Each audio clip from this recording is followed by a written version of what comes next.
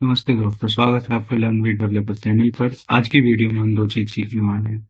पहला, Spring boot project कैसे create करते हैं, फोल्डर स्ट्रक्चर क्या होता है और फिर कौन सी फाइल क्या काम करते हैं। उसके बाद हम अपनी पहली रेस्ट API बिल्ड करेंगे, जहाँ पे हम देखेंगे HTTP मेथड्स क्या होते हैं, कैसे फिर REST API को बनाते हैं। चलिए पहले हम अपना स्प्रिंग बूट प्रोजेक्ट क्रिएट करेंगे। स्प्रिंग इनिशियलाइजर एक टूल है जहाँ से हम स्प्रिंग बूट के प्रोजेक्ट क्रिएट कर सकते हैं।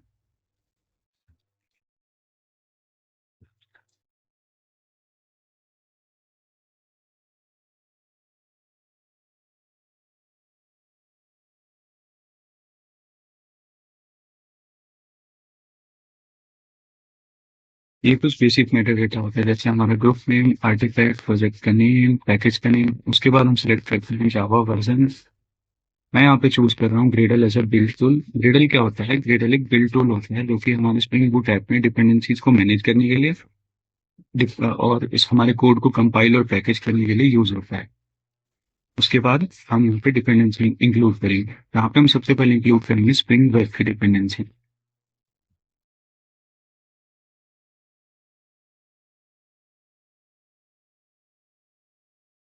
ठीक है, तो हमारा पहला स्प्रिंग बूट का प्रोजेक्ट जनरेट हो चुका है। अब हम इसको ओपन करेंगे इंटेंसिव।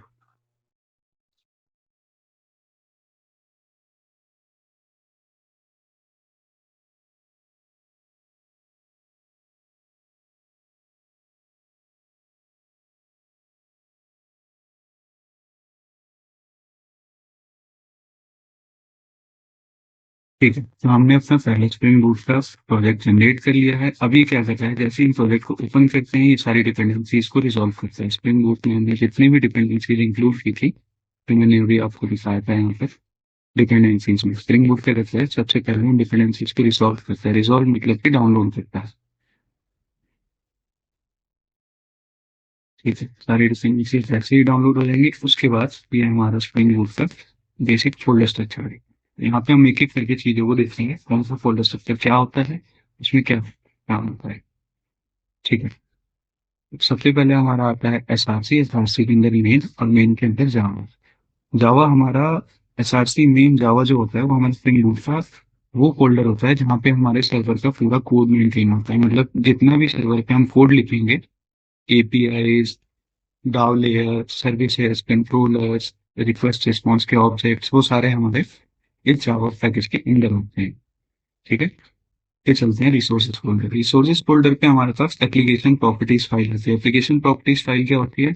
स्प्रिंग बूट की कॉन्फ़िगरेशन फाइल, जहां से हम प्रॉपर्टीज, यहाँ पे हम प्रॉपर्टीज प्रोवाइड करते हैं। स्प्रिंग बूट इसके बेसिस पे जो भी इंटरनली कॉन्फ़िगरेशन है और जहाँ पे इस प्रॉपर्टी की रिक्वायरमेंट है वो उसे पिक कर लेते हैं।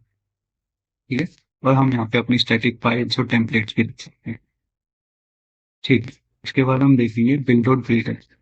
बिल्ड डॉट ग्रेडल जैसे मैंने अभी बताया था, ग्रेडल एक बिल्ड टूल है और ग्रेडल क्या करता है, हमारे कोड को कंपाइल और पैकेज करने के काम आते हैं। और उसके साथ साथ ये हमारी डिपेंडेंसीज को भी मैनेज करता है। यहाँ पे अगर आप देखोगे, अभी ये ज़्यादा कंफ्यूजिंग लगेगा तो आप इसे इग्नोर कर सकते हैं। यहाँ पे स्प्रिंग बूट का वर्जन और यहाँ पे जावा, फिर डिपेंडेंसी मैनेजमेंट। इसके नीचे अगर आप देखोगे तो ये स्प्रिंग बूट कौन सा जावा वर्जन यूज कर रहा है, और फिर यहाँ पे हमारी डिपेंडेंसी जो मैंने आपको बताया था। डिपेंडेंसी अगर आप देखोगे, अभी हमने सिर्फ स्प्रिंग बूट में spring boot starter web include किया है। क्यों? क्योंकि हमें बस एक सिंपल सी रेस्ट API बनानी है, इससे ज्यादा अगर चले कुछ नहीं है। बाई डिफॉल्ट ये क्या करता है, स्प्रिंग बूट आपको स्प्रिंग बूट स्टार्टर टेस्ट और ये यूनिट की डिपेंडेंसी इंक्लूड करके ऑलरेडी। ठीक है, अब हम देखेंगे स्प्रिंग बूट एप्लीकेशन क्लास, जो कि हमारी मेन क्लास होती है। ये हमारी स्प्रिंग बूट का एंट्री पॉइंट होता है। जब भी हम स्प्रिंग बूट ऐप को अप करते हैं तो यही क्लास उसे स्प्रिंग बूट ऐप को हमारे रन करता है। मतलब कि ये हमारे एक पूरे स्प्रिंग बूट प्रोजेक्ट का एंट्री पॉइंट होता है, जिसके ऊपर एक एनोटेशन है स्प्रिंग बूट एप्लीकेशन। अगर आप इस एनोटेशन के अंदर देखोगे तो ये बेसिकली तीन एनोटेशन को इंटरनली इनहेरिट करता है। इनहेरिट का मतलब है एक एनोटेशन जिसके अंदर और भी तीन एनोटेशन है, तो उन तीनों को यहाँ पे ना लिख के हम डायरेक्ट यहाँ पे स्प्रिंग बूट एप्लीकेशन लिखते हैं। चलिए देखते हैं वो तीनों एनोटेशन क्या काम करते हैं। स्प्रिंग बूट कॉन्फ़िगरेशन एनोटेशन ये बताता है कि ये जो क्लास है, ये स्प्रिंग बूट की मेन कॉन्फ़िगरेशन क्लास है। ठीक है, इनेबल ऑटो कॉन्फ़िगरेशन। तो जब हम बोलते हैं कि Spring Boot why Spring Boot uses auto configuration, मतलब कि स्प्रिंग बूट ऑटो कॉन्फ़िगरेशन करता है। ऑटो कॉन्फ़िगरेशन से मेरा मतलब है, अगर आपने टिल में जाकर यहाँ पे पोस्टग्रेस की डिपेंडेंसी इंक्लूड कर दी, जैसे ही आपका स्प्रिंग बूट प्रोजेक्ट स्टार्ट होगा, उसे एनोटेशन मिलेगा इनेबल ऑटो कॉन्फ़िगरेशन, फिर वो क्या करेगा, उस डिपेंडेंसी के लिए आपने पोस्टग्रेस इंक्लूड कर रखा है, वो पोस्टग्रेस की डिपेंडेंसी के उसको स्कैन करेगा और उसके बाद उसकी ऑटो कॉन्फ़िगरेशन स्टार्ट कर देगा, जैसे डेटाबेस कनेक्शन और भी जो चीजें। ठीक है।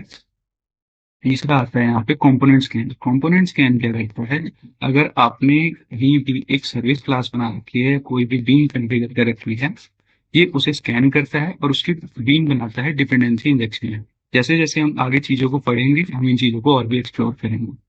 ठीक है। तो ये होता है हमारा एक बेसिक फोल्डर स्ट्रक्चर, जहाँ पे हमारी मेन क्लास होती है स्ट्रिंग रूट में, और इसके बाद हम अपनी रेस्ट एपीआई बनाते हैं।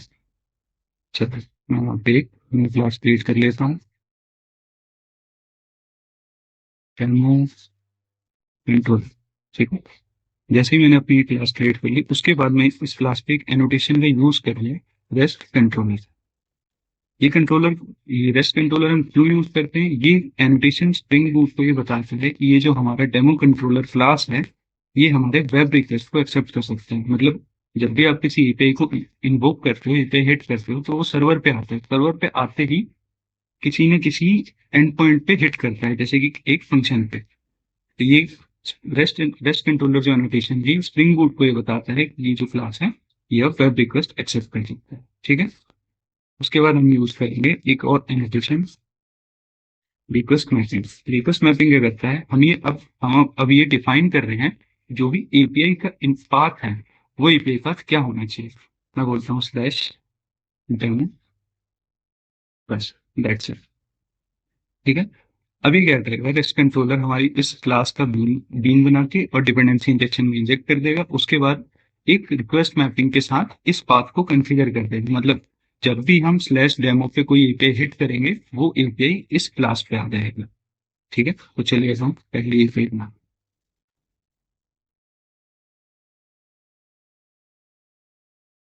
मैंने एक फंक्शन लिखा गेट डेटा। ठीक है।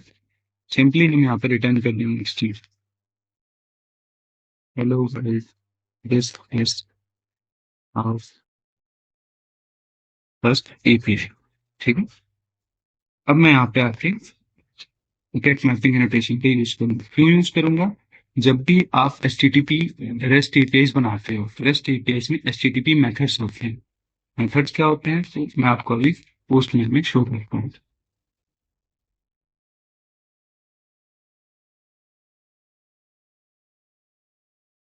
ठीक है। अगर आप यहाँ पे देख सकते हो, तो ये get, post, put, patch, delete options और है। इन दोनों को अभी के लिए हम स्किप करते हैं, ये हम आगे देखेंगे, एडवांस तक एक्सप्लोर करेंगे। तो ये हमारे सारे H T T P methods होते हैं। जब भी हम कोई एपीआई बना रहे हैं, वो किसी H T T P method को सपोर्ट करना चाहिए। मतलब कि वो गेट की एपीआई है, पोस्ट है, पुट है, अकॉर्डिंगली। अभी हमें क्या करना है, सिर्फ गेट डेटा रिट्रीव करना है, तो उसके लिए हम गेट मैपिंग बनाते हैं। मतलब जब भी हमें सर्वर से कोई डेटा रिट्रीव करना होता है, बेसिकली हमें गेट की एपीआई बनाते हैं। हमने गेट की एपीआई बना दी, अब हम अपनी स्प्रिंग बूट राइट क्लिक करेंगे, ऑप्शन, एप्लीकेशन करेंगे।